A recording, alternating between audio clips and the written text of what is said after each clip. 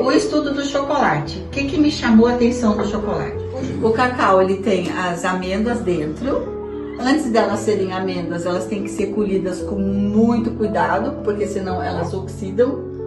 Elas são tiradas da polpa do fruto, são colocadas para fermentação, e daí que são torradas, e daí que são moídas.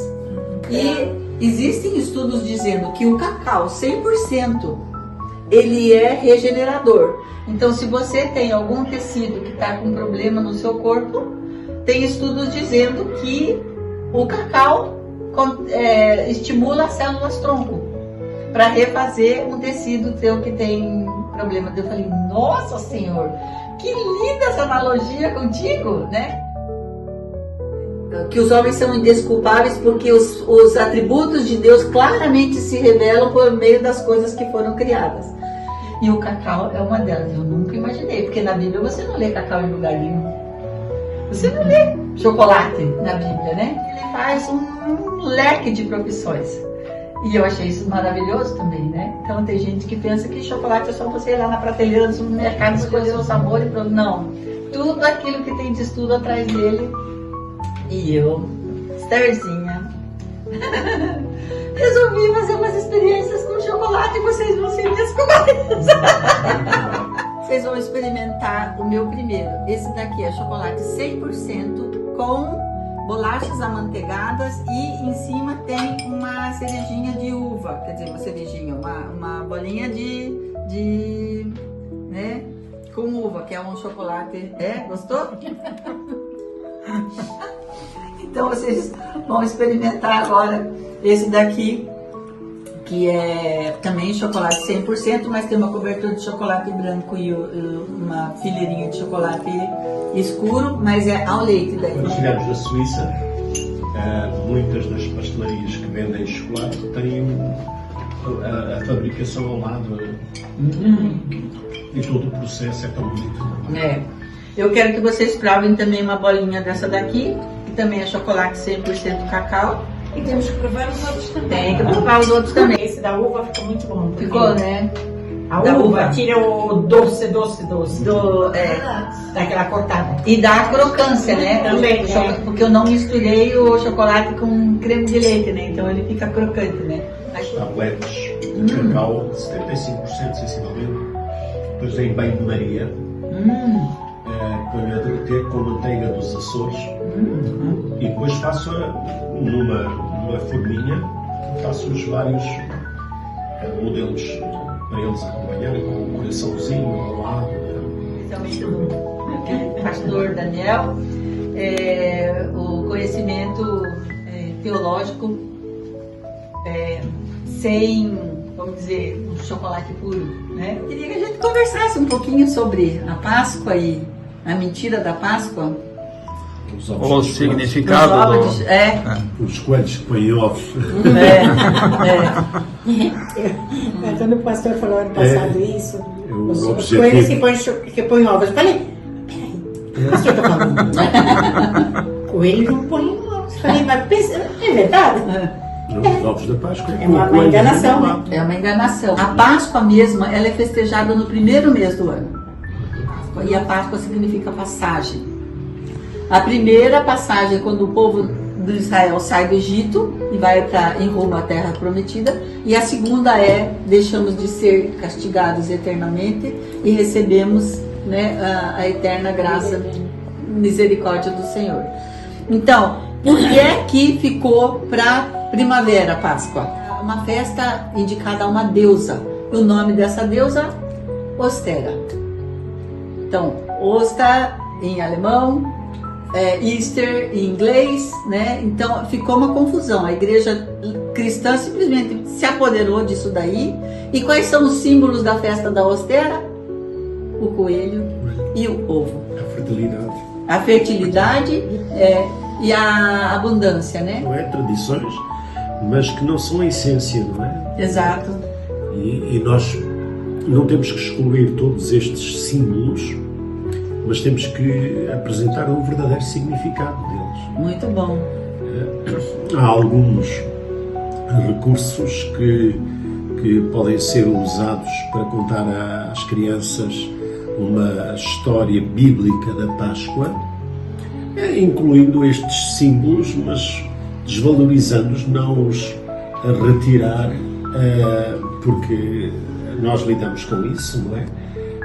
Mas mostrar o verdadeiro significado, como é noutras alturas, no Natal, por exemplo, mostrar que os símbolos não são a essência da Páscoa. E a Páscoa, a história é muito profunda, é muito bonita para ser deturpada, falsificada, não é? Mostrar que o verdadeiro animal da Páscoa é o Cordeiro. Exato. Eis o Cordeiro de Deus que tira o pecado do mundo. Isso. Mas é importante mostrar isso, não é?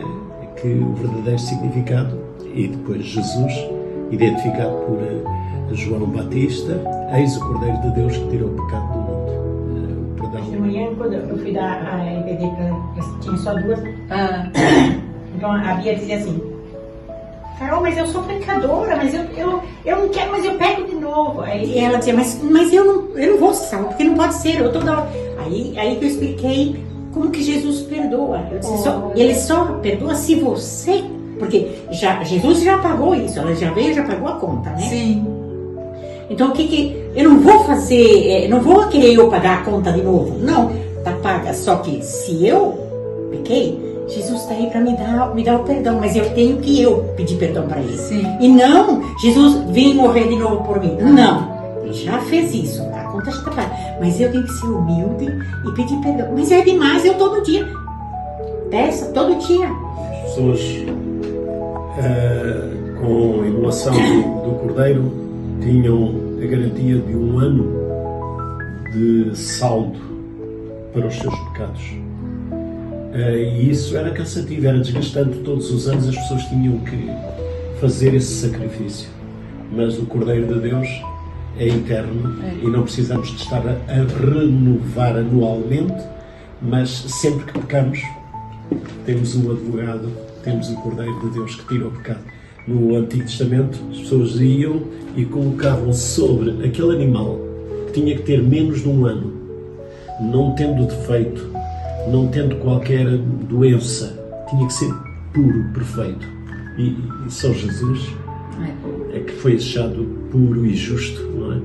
Então as pessoas colocavam e anualmente elas ficavam aliviadas. Mas com Jesus os nossos pecados são perdoados para a eternidade, não é? E deles não me lembrarei jamais. Eu agora vendo o teu chocolate, eu pensei assim. A Esther colocou uva dentro do chocolate, ela colocou bolacha dentro do chocolate. Aquele eu não sei o que tem. Colocou chocolate com nata.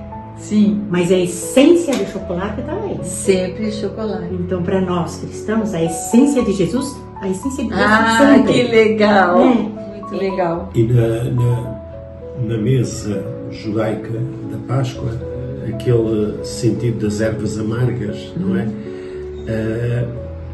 Foi amargo, não foi doce para Jesus todo o sofrimento. E hoje nós podemos deliciar-nos com as bênçãos que vêm do sacrifício de Jesus. Hoje podemos sentir o doce, sim, mas de quem experimentou o amargo pelos nossos pecados. Sim. Quando o pastor estava a falar sobre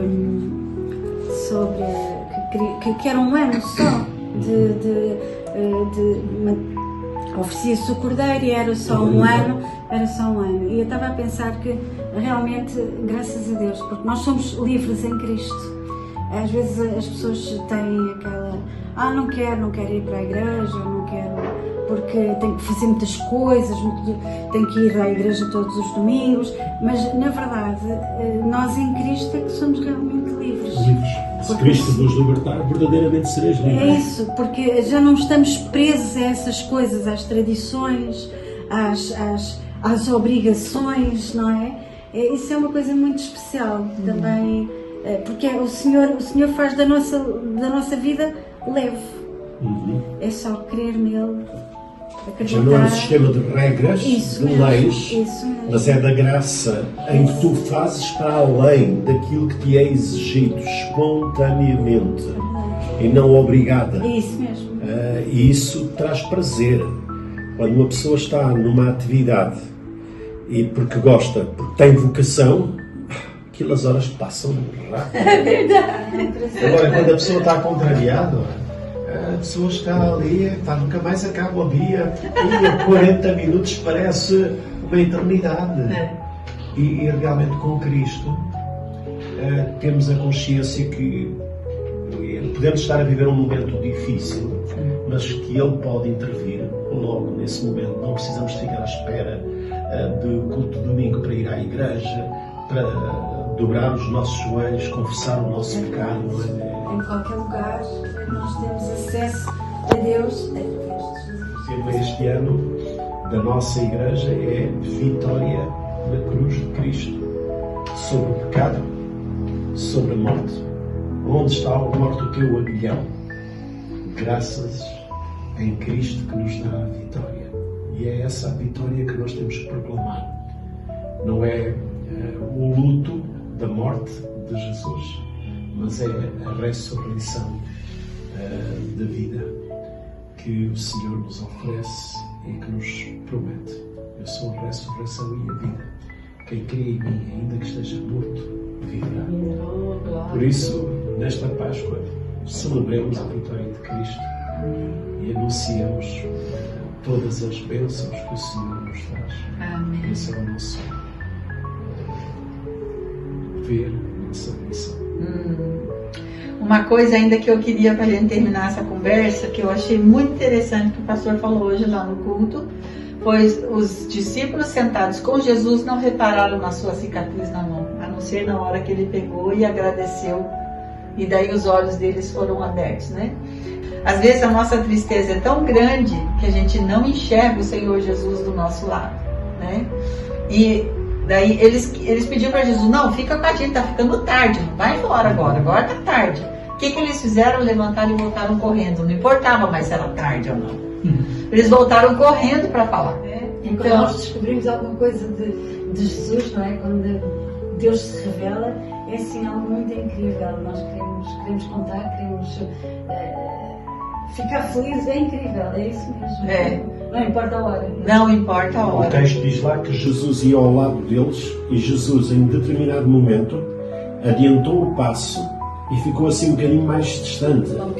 E eles estavam, está a ser tão bom conversar contigo. Convenceram-no a desviar e a ir a casa. Convenceram Jesus a ficar. E naquele momento, à mesa, de forma descontraída, eles percebem que estão diante daquilo de quem estavam a falar. E isso, quando acontece de maneira espontânea, sem, olha, vais ouvir agora uma pregação, vais ouvir isto, vais ouvir aquilo. Não, é de maneira natural. Partilharmos com os nossos amigos, com aqueles que não conhecem a Cristo. E o tema é: vão e anunciem depressa que Jesus ressuscitou. Então esta missão que o Senhor nos confia, de levarmos este poder da ressurreição de Cristo àqueles que estão desesperados, estão desanimados, que são tantas as vidas perdidas neste mundo.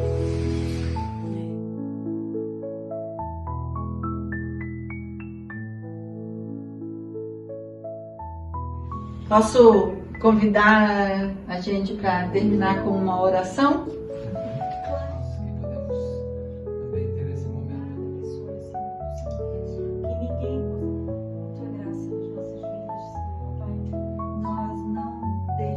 Te agradecemos porque somos uma grande família em Cristo.